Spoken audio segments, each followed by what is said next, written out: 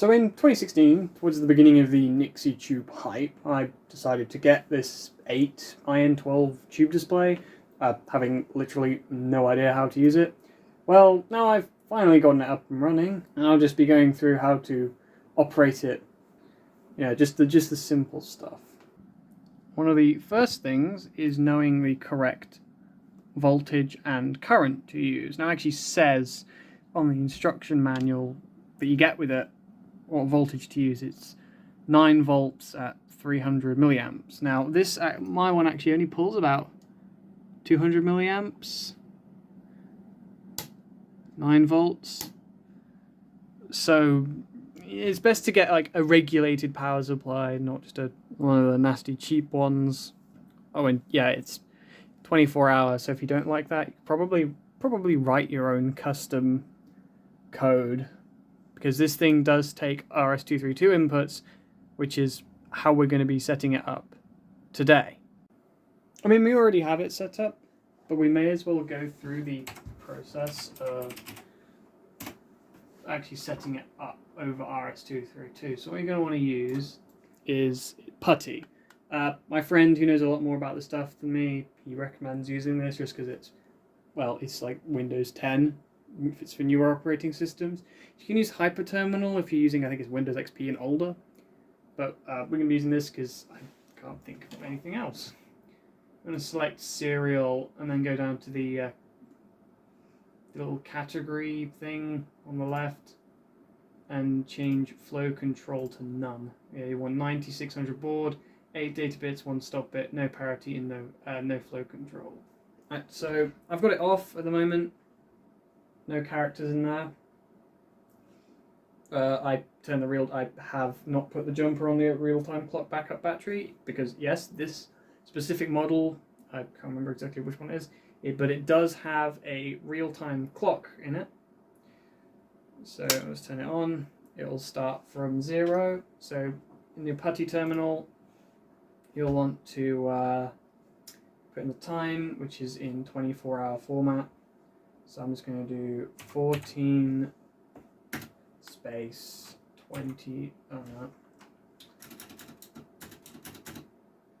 no. Okay, where was I? Actually, let me check the time. Okay, so 14 space 50 space 00. Go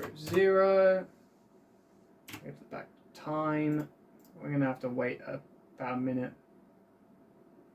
Actually, while we're in that, we can go to date, which has, yep, that's not right. So today's the 10th of April. So space 10/04/21. Date. Press U to update. There we go. Time. Okay, so 14 space 50 space 00. 10 seconds. 9, 8, 7, 6, 5, 4, 3, 2, 1. And set that using, so you go to select time, you select T, which brings you to time. To select date, it's D. I believe A goes for alarm. Hit A again to go to the second alarm. Yeah, if you have the little number on there, that's alarm 1 and alarm 2. And you can update them. I'm not going to update alarms because I don't really need that set up at the moment. Use U to update, so go time, type in the thing, hit T again. When the correct time comes around, you hit update. It's easier than using the button controls, in my opinion. It's got a couple buttons on the back. Let's just go back to time. Oh, what was that? I hit R. What does R do?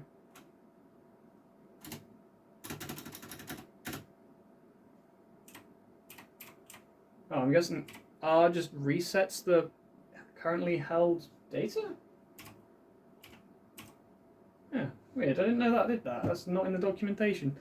So I guess if you have, I guess you could have, I don't know, like a stopwatch or something. T goes to time, D goes to date, alarm goes to alarm 1, and then you hit A again to go to alarm 2. T goes back to time, use U to update, and that's about it. As for just typing it in, it's just using the numbers and the spacebar. Space, use it to clear, you type in the numbers to, well, put the numbers on there, for example. I had an emergency code for something. It was 41414452. Yeah. Quality. And I can do the classic, the bobs, actually. Oh, what was my friend wanting me to do? Ben's messaging me to put in 69420, so I have to do the obligatory. There we go. Classic. I'd like to write some code for this thing, actually, at some point. A real-time subscriber thing would be kind of cool. And to know that there are actually other people out there who are like interested in the same stupid stuff I am. It'd be pretty funny. Clear that. I mean, I can do the quality number. That's how to work it. Now there is documentation. If you buy one of these, it actually has a little silk screening on the bottom which says sparkletube.com. That's the old website. It's not that anymore. It's been gone for quite a while. It's now cosbo.com, actually. Yeah, here we go. Cosbo.com documentation. I need to. There you go. Let me see if this is showing up correctly on the camera. Yep, it is. Documentation stuff. Yeah, you scroll down. Here it is. The IN12 Clock Counter kit. I can't believe I've had this for 5 years.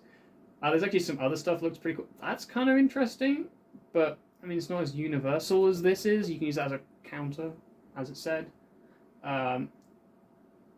That's also kind of cool. The Panaplex clock display, which is has even more characters on it.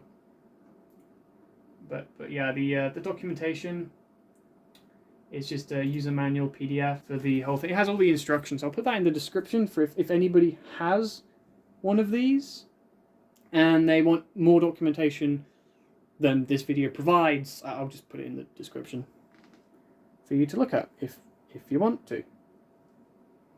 Thanks for watching this video. I hope to see you in the future. Sorry I didn't put anything out last week.